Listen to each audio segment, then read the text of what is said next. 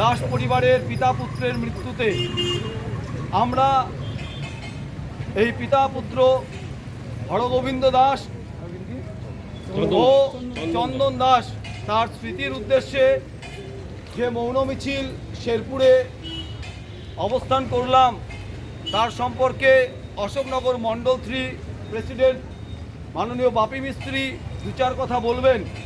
তৎসহ আমরা তার বিদেহী আত্মার শান্তি কামনায় এখানে 1 মিনিট নীরবতা পালন করব সকলে মিলে।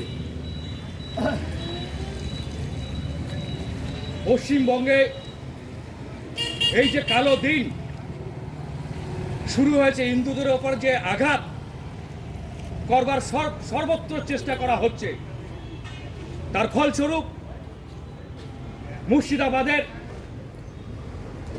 হরগোবিন্দ দাস এবং চন্দন দাস পিতা পুত্রকে যেভাবে নৃশংসভাবে হত্যা করা হলো, তাদের অপরাধ ছিল তারা হিন্দু।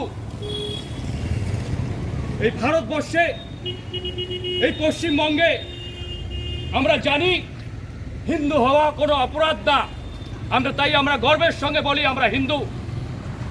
এমতো অবস্থায় বারবার একটা জাতি, যে জাতি সর্বধর্ম সমন্বয়ের কথা বলে, যে জাতি প্রত্যেক ধর্মকে শ্রদ্ধা করে, সেই জাতি চুপ থাকা মানে সেই জাতি কিছু হুঙ্কার জানে না, এই কথা না। কিন্তু বারবার এই রাজ্য সরকারের মদতে আমাদের পশ্চিমবঙ্গে হিন্দু নিধন চলছে।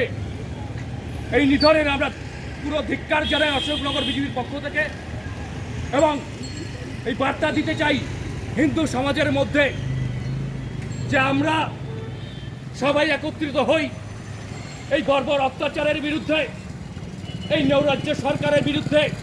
প্রত্যেকের আমাদের একত্রিত হতে হবে এবং এই সরকারের পতন ঘটাতে হবে, না হলে এই হিন্দুদের উপর আক্রমণ থামবে না, থামবে না, থামবে না।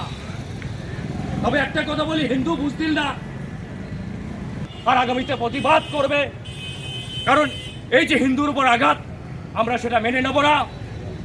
আমরা আজকে মৌন মিছিলের মাধ্যমে অশোকনগর মণ্ডল 3-এর পক্ষ থেকে আমরা শেরপুর মোড়ে জমায়েত হয়েছি, পিএল ক্যাম্প মোড় থেকে। আজকে সমগ্র হিন্দু সমাজকে এই বার্তা দিতে চাই, আপনারা একত্রিত হন।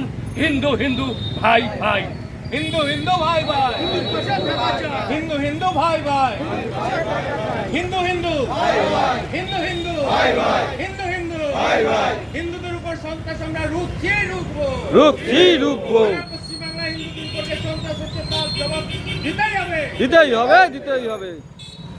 আমরা আজকের এই পিছনে আমাদের যে বেদিটা আছে, লাইট পোস্টের ওই বেদিতে প্রত্যেকে আমরা এই মোমবাতি দেবো। তার আগে 1 মিনিট মোমবাতি হাতে আমরা 1 মিনিট নীরবতা পালন করব।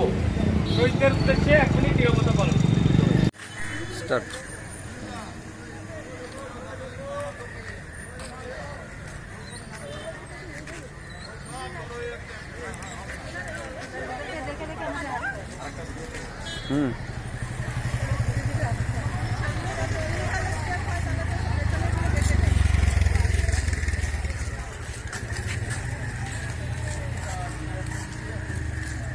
একদম এরকম ডিস্টেন্স থাকলেই হবে। ফাইন।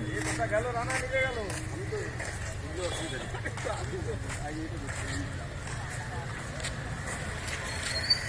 এই আসো, এগিয়ে আসো।